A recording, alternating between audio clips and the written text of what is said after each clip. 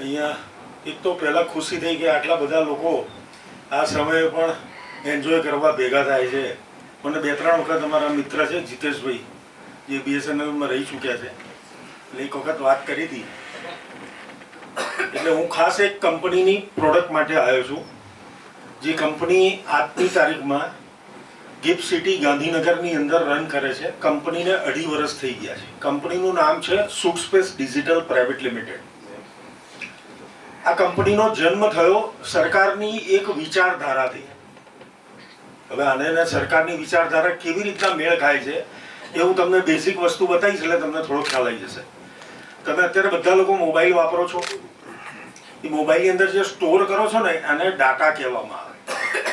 2020 પહેલા ગવર્મેન્ટે કોઈ ગાઈડલાઈન બહાર નથી પાડી. જે પણ વ્યક્તિ સિમ કાર્ડ લેવું હોય એ લઈ અને પોતે મોબાઈલનો યુઝ કરતા હતા, અને ના જરૂર હોય તો સિમ કાર્ડને ફેંકી દેતા હતા. આવી ઘણી બધી જૂની એક્ટિવિટીઝ થઈ, એટલે ભારત સરકારે 2020માં એક કડક નિયમ લાગુ કર્યો અને ન્યૂઝપેપરમાં એવી જાહેરાત આપી કે તમામ ટેલિકોમ કંપનીને આ સાથે સૂચિત કરવામાં આવે છે કે આજ પછી કોઈ પણ વ્યક્તિ સિમ કાર્ડ લેશે તો એને KYC કમ્પલસરી કરવું પડશે. આ બધાથી પરિચિત છો આપ. 2020 પછી લાગુ થયું. અને બીજો નિયમ એ લાયા કે જે પણ તમે સિમ કાર્ડ ઇસ્યુ કરીને આપો છો, એ BSNL હોય, ટાટા હોય, જીઓ હોય, એરટેલ હોય, કોઈ પણ કંપની, તો એણે 2 વર્ષ સુધીના એ મોબાઈલની એક્ટિવિટીને સ્ટોર કરીને રાખવાની. આ બીજો નિયમ આ હતો. હવે તમારી પાસે BSNL નો ફોન છે, ઘણા લોકો પાસે એરટેલ છે, કોઈની પાસે જીઓ છે. આખા દિવસ દરમિયાન તમે જે પણ કંઈ એક્ટિવિટીઝ કરો છો, તમે ભલે સ્ટોર કરતા હો ના કરતા હો, પણ એ તમામ એક્ટિવિટીઝ ડેટા સેન્ટરની ફરજમાં આવે છે કે એને સ્ટોર કરવાની. અને એ એરટેલ હોય તો એરટેલ, BSNL હોય તો BSNL, જીઓ હોય તો જીઓ, એ બધાએ કમ્પલસરી કરવાનું. આ ગાઈડલાઈન આવ્યા પછી તમામ ટેલિકોમ કંપની 2 થી 3 મહિનાની અંદર મૂંઝાવા માંડી. કારણ કે ઇન્ડિયાની અંદર એમણે શોધ કરીને તો ડાટા સેન્ટર ક્યાંય હતા નહીં. એટલે એમણે સરકારને રજૂઆત કરી કે તમે તો નિયમ બનાવી નાખ્યો કે 2 વર્ષ સુધીનો ડાટા સ્ટોર નહીં હોય, અને સરકાર અડધી રાત્રે પણ કોઈ મોબાઈલની ડિટેલ માંગશે અને તમે આપવામાં અસફળ જશો તો તમારું લાયસન્સ કેન્સલ થઈ જશે, અથવા તો હેવી પેનલ્ટી ચૂકવવી પડશે.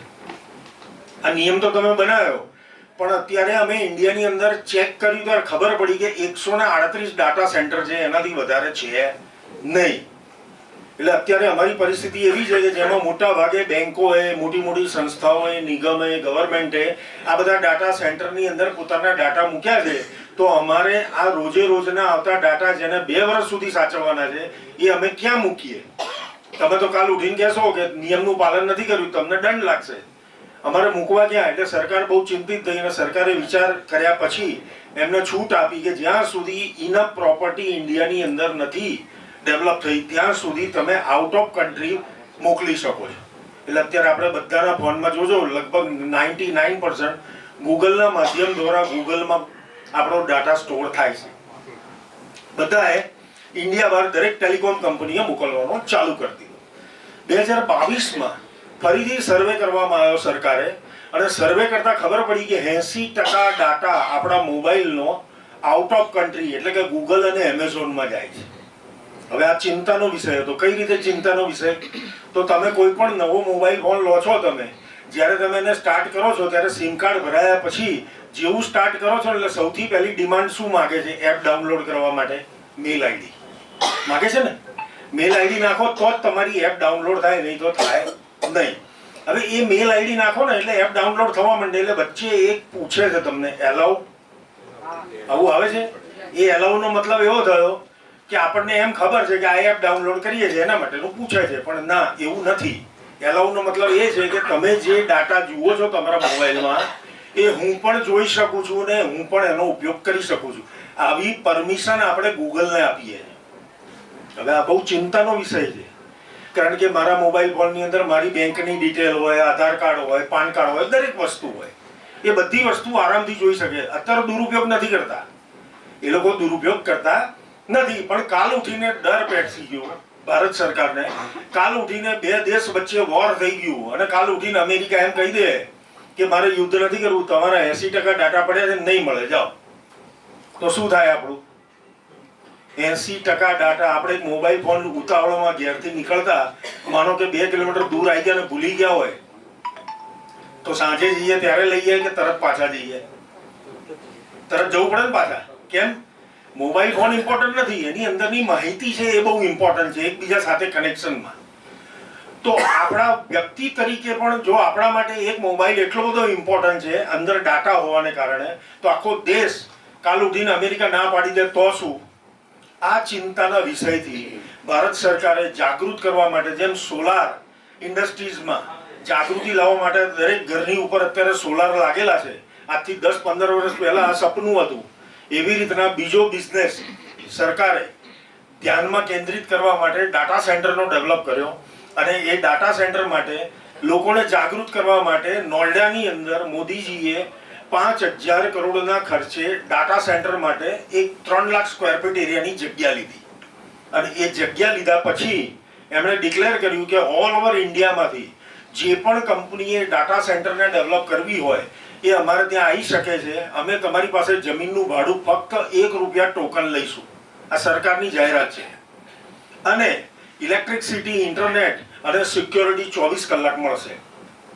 આ જોયા પછી આપણી કંપનીના ઉત્પલ પટેલ અને અરુણરાય પટેલ, જે 2 પાર્ટનર છે, સુખ સ્પેસ ડિજિટલ પ્રાઇવેટ લિમિટેડ કંપનીના માલિકની વાત કરું છું, એ બંને જણાએ ત્યાં સર્ચ કર્યું, સર્વે કર્યો.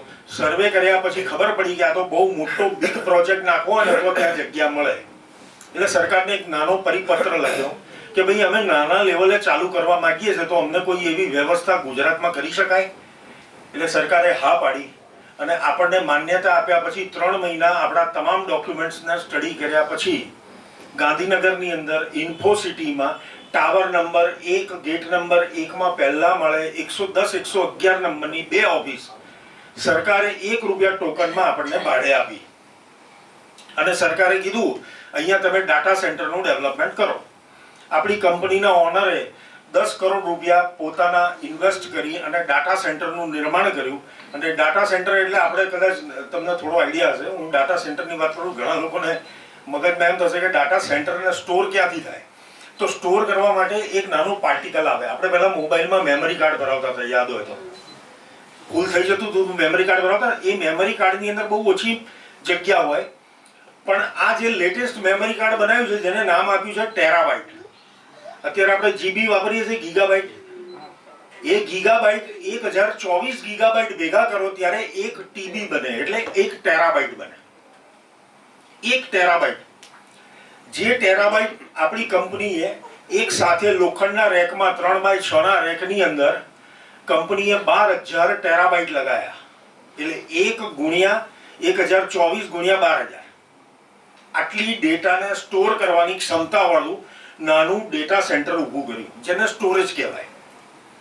એ શરૂ કર્યા પછી ગવર્મેન્ટની ગાઈડલાઈન લીધા પછી આપણી જોડે જે કંપનીઓએ આપણે ત્યાં ડેટા મૂક્યો હતો ભાડે મૂકવા માટે, જેનું ભાડું કંપની કમાતી હતી, એ ભાડું જોયા પછી આપણને એક લીગલ એડવાઇઝરે, જે લાઇઝનિંગ પાર્ટનરનું કામ કરે છે, છેલ્લા 15 વર્ષથી ક્લાયન્ટોને ડેટા સેન્ટર સુધી પહોંચાડવાનું કામ કરે છે, એ વ્યક્તિએ આવીને આપણને સજેશન આપ્યું કે ગવર્મેન્ટે એક સરસ મજાનું મોડલ બહાર પાડ્યું છે. તમે પબ્લિક લિમિટેડ કંપની હોય તો જ માર્કેટમાંથી ફંડ લઈ શકો એવું નથી. તમે બેંકમાંથી પણ લઈ શકો છો, પણ તમારી બેલેન્સ શીટને આધારે મળે. તમે શેર બજારમાંથી શેરથી લેવું હોય તો તમને 3 વર્ષનું બેલેન્સ શીટ જોઈએ તો મળે. એક બીજો રસ્તો છે જે સરકારે બહાર પાડ્યો છે, એ છે SLB મોડલ. SLB મોડલ એટલે cell and lease back model. પ્રોડક્ટને પહેલા સેલ કરવાની, પછી એને ભાડા પર ચડાવવાની અને ભાડાની ઇન્કમ લેવાની, એને cell and lease back model કહેવાય. તમને કદાચ ખ્યાલ હોય તો ઇન્ડિગો એરલાઇન્સ નામ સાંભળ્યું હોય તો આજની તારીખમાં ઇન્ડિગો એરલાઇન્સની તમામ ફ્લાઇટો SLB મોડલ ઉપર ચાલે, સેલ એન્ડ લીઝ બેક મોડલમાં. કોઈ પણ વ્યક્તિ એની અંદર ઇન્વેસ્ટ કરે છે તો એની સામે એ લોકો પાકું બિલ આપે છે, ફ્લાઇટનો એક ભાગ લખીને આપે છે, અને ત્યાં સુધી દર મહિને હું તમને આટલા આપીશ એવું કમિટમેન્ટ વાળો એગ્રીમેન્ટ કરીને આપે છે. ત્યાર પછી એ લોકો રોકાણ કરે છે અને આ તમામ એવિડન્સો આપ્યા પછી એ રેગ્યુલર ચૂકવે છે. 2020માં ઇન્ડિગો એરલાઇન્સે ₹4500 કરોડ માર્કેટમાંથી લીધા હતા. આજની તારીખમાં 2025ના ડિસેમ્બર સુધીમાં પૂરા થઈ જશે. પછી એ 25,000 કરોડનો નવો બીજો સ્લોટ SLB મોડલનો માર્કેટમાં મૂકવાનો છે. તમને બધાને ન્યૂઝપેપરમાં મળશે. ત્યારે તમને થોડીક SLB મોડલની એટલે મેં તમને નોલેજ આપ્યું. આપણી કંપનીને આ મોડલ ગમી ગયું અને આપણી કંપનીએ શરૂઆત કરી. અને આપણી કંપનીએ જે નાનું પાર્ટિકલ આવે છે ને, જેને ટેરાબાઇટ કહીએ છીએ આપણે, એવું 1 ટેરાબાઇટ, કારણ કે આખું વેન્ચર ઊભું કરવા માટે 1,000 કરોડથી 5,000 કરોડ રૂપિયાનું ફંડ જોઈએ. ત્યારે એક ડાટા સેન્ટર તૈયાર થાય. કંપની પાસે આટલું ફંડ ના હોય એટલે એણે પબ્લિક જોડે જન ભાગીદારી કરી અને દરેક જે વ્યક્તિ આપણે ત્યાંથી પ્રોડક્ટ ખરીદવા આવે એને તમામ પ્રકારના સિક્યોરિટીના એવિડન્સ આપ્યા. પહેલા તમે પ્રોડક્ટ ખરીદો છો તો 33,000 રૂપિયાની કોસ્ટની 1 ટેરાબાઇટની કોસ્ટ તમારી પાસેથી લે છે કંપની અને તમને ટેરાબાઇટની માલિકી આપે. વત્તા 18% GST 5,940, ટોટલ એમાઉન્ટ થાય 38,940. આટલા રૂપિયા કંપનીના એકાઉન્ટમાં ચેકથી અથવા RTGS અથવા ઓનલાઈન પે કરવામાં આવે છે, નોટ અ કેશ. જો જમા કરવામાં આવે છે તો કંપનીમાં KYC રજીસ્ટર્ડ થયા પછી તમારું એકાઉન્ટ ખુલે, એકાઉન્ટ એક્ટિવેટ થાય અને તમને પાકું બિલ આપવામાં આવે GST સાથેનું. તમે પ્રોડક્ટ ખરીદી એનું તમને પાકું બિલ મળે. એમાં GST નંબર સાથે બધું લખેલું હોય. એટલે સૌથી પહેલું આપણે કોઈ પણ પ્રોડક્ટ ખરીદીએ પહેલા બિલ મળે કે ના મળે? સેકન્ડ મળે પ્રોડક્ટ. આપણને પ્રોડક્ટ આપે. હવે આપણે પ્રોડક્ટનું શું કરવું છે? મોબાઈલ હોય તો ખિસ્સામાં મૂકીને વાપરીએ, પણ આ ટેરાબાઇટ એનું તો આપણું કોઈ કામ છે નહીં. એટલે કંપનીએ કોમ્બો પ્લાન ઓફર કર્યો. કંપનીએ એવું કીધું કે તમે મારે ત્યાંથી ટેરાબાઇટ ખરીદો છો અને મને ભાડે આપો છો. જો તમે મને ભાડે આપો છો તો હું તમને દર મહિને 1,650 રૂપિયા માસિક રેન્ટ 7 વર્ષ સુધી આપવા બંધાવું છું. એટલે ઘણા બધા મિત્રોએ કીધું તો તમે બોલો છો એમનાથી વાત પુરવાર કઈ રીતે થાય? આનો સિક્યોરિટી એવિડન્સ શું? એટલે કંપનીએ જે બિલ આપ્યું હતું એની સામે 7 વર્ષનો રેન્ટ એગ્રીમેન્ટ કરીને આપે છે, જેમાં ઉલ્લેખ કરેલો છે કે મારું નામ આ છે, 38,940 રૂપિયા ભરીને મેં 1 ટેરાબાઇટ લીધેલો, જેનો ફર્સ્ટ ઓનર હું છું, અને આ ટેરાબાઇટ હું મારી મરજીથી કંપનીને લીઝ ઉપર આપું છું, જેના બદલામાં કંપની એવું લખીને આપે છે કે હું તમને દર મહિને 1,650 રૂપિયા માસિક ભાડું આપવા 84 મહિના સુધી બંધાવું છું. આ જે 1,650 રૂપિયા છે એમાંથી 5% TDS કપાઈ જાય, જે ગવર્મેન્ટનો હક છે, જે તમને ભવિષ્યમાં રિટર્ન ફાઇલ કરો એટલે રિટર્ન મળી જાય, અને 2% કંપની એડમિન ચાર્જ કાપી લે છે. ટોટલ નેટ આ ડિડક્શન કાપ્યા પછી કંપની તમારા બેંક એકાઉન્ટમાં 1,534 રૂપિયા ને 50 પૈસા દર મહિનાની 1 થી 5 તારીખ સુધીમાં RTGS થી તમારા બેંક એકાઉન્ટમાં જમા કરી દે છે. આ લગાતાર 84 મહિના સુધી આવે અને 84 મહિનાનો સરવાળો કરશો તો 1,28,000 સમથિંગ થાય છે. 1,28,000 માંથી તમે તમારી કેપિટલ જે 33,000 રૂપિયાની પ્રોડક્ટ ખરીદી હતી એ કોસ્ટને કાઢી નાખો તો લગભગ 95,000 જેવો પ્રોફિટ થાય 7 વર્ષની અંદર. અને 7 વર્ષમાં 95,000 નો પ્રોફિટ થયો એનો મતલબ કે તમારી કેપિટલ જે તમે પ્રોડક્ટ ખરીદવા માટે ફંડ આપ્યું હતું એના કરતા 2.5 થી 3 ગણા રૂપિયા મળે. આ ટાઈપનો બિઝનેસ છે. આ તમામ ડોક્યુમેન્ટ્સ જ્યારે પણ કોઈ પણ વ્યક્તિ આપણી સાથે જોડાય છે એટલે એના બેક ઓફિસની અંદર PDF સ્વરૂપમાં તમને મળી જાય. આ ડોક્યુમેન્ટ્સ એટલા જ લીગલ છે જેટલા તમે માનો છો. એનું કારણ કહું, અંદર બતાવેલા છે એવું નહીં, એની સાથે તમે પ્રિન્ટ આઉટ કાઢી અને તમે એને નોટરી પણ કરાવવું હોય તો પણ કરાવી શકો છો. કંપની કરી આપવા તૈયાર. અને તમે હજુ પણ વધારે સિક્યોર કરવા માટે તમે એમ કહો કે મારે આનો પાકો દસ્તાવેજ કરવો છે તો કંપની પાકો દસ્તાવેજ પણ કરી આપવા તૈયાર. ખાલી ખર્ચો આપણે આપવો પડે. આવી કંપની છે. આ કંપનીને બહુ જ ટૂંકા ગાળાની અંદર 2 વર્ષ 2.5 વર્ષ થયા કંપનીને. 1 વર્ષ જેવા પૂરા થયા હતા અને આપણે ઇન્ફોસિટીમાં હતા જ્યારે, અને સરકારની એ ઓફિસ જોરદાર ચાલતી હતી અમારી. 1-1.5 વર્ષમાં સારું ડેવલપમેન્ટ કર્યા પછી અમને અમારા વધારાના ડેવલપમેન્ટ માટે ઇન્ટરનેશનલ કોન્ટેક્ટની બહુ જરૂર હતી. એટલે અમે લોકોએ ત્યાંથી મૂવ કરીને અત્યારે ગિફ્ટ સિટીની અંદર WTC ટાવર વર્લ્ડ ટ્રેડ સેન્ટરમાં 3જે માળે D બ્લોક 303 નંબર અમે એ પોતાની કંપનીએ પરચેસ કરી નાખી અને પોતાનું ડાટા સેન્ટર બાજુમાં 2 વીઘાની અંદર અમારી કંપની આખું ડાટા સેન્ટર ડેવલપ કરે છે. અત્યારે જેટલા લોકો ક્લાયન્ટો અમારી જોડે જોડાયેલા છે એ તમામની જે પણ પ્રોપર્ટી ખરીદેલી છે એ તમામે તમામ રેન્ટ ઉપર લગાવેલી અમારી મેઇન હેડ ઓફિસમાં ગિફ્ટ સિટીની અંદર તમને બતાવવામાં આવશે. કોઈ આવવું હોય તો મોસ્ટ વેલકમ આવી શકે છે. એને જોઈને વાતોથી સમજીએ એવું નહીં, ત્યાં જઈને વસ્તુને પ્રેક્ટિકલ સમજવી હોય તો છૂટ છે, મોસ્ટ વેલકમ. ત્યાં આપણી કંપનીના MD સાહેબ પણ હોય છે, એમની સાથે બી ચર્ચા કરવી હોય તો છૂટ છે. આ તમામ પરિબળોને ધ્યાનમાં રાખીને આજે મને નાગર સાહેબે બહુ સરસ કિંમતી સમય આપ્યો અને તમે મને સહન કર્યો 10 મિનિટ, એ બદલ આભાર. તમે બધા જરા જોરદાર મૂડમાં છો એટલે એક સરસ મજાનો જોક્સ કહીને હું મારી વાત પૂરી કરીશ. એટલે તમે બધા આનંદ કરવા બેઠા છો ને, આ લેવલ અમારું ભગવાન કરે અમારું બી જલ્દી આવે, બરાબર છે. પણ એક ભાઈ આવી રીતના સફેદ શર્ટ પહેરીને જતા હતા એટલે એની જોડે એનો ભાઈબંધ હતો, એટલે આમ ખભે હાથ મૂક્યો, ચાલતા ચાલતા જતા હતા. એટલામાં તો ઉપરથી એક પક્ષીએ ટટ્ટી કરી એટલે એનો શર્ટ ખરાબ થઈ ગયો.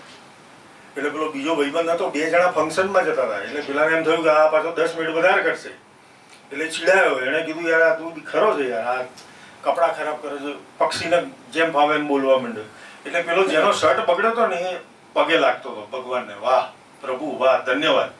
એટલે પેલો કે તારા કપડાં બગાડ્યા, ઉપરથી તારે ગુસ્સે થવું જોઈએ, તું કેમ ખુશ થાય છે આટલો બધો, અને ભગવાનનો કેમ આભાર માને છે? તો કે તને ખબર નથી, આ તો કબૂતર સરક્યું હતું. ભગવાનની લીલા હોય ને હાથી ઉડતો હતો. ધન્યવાદ.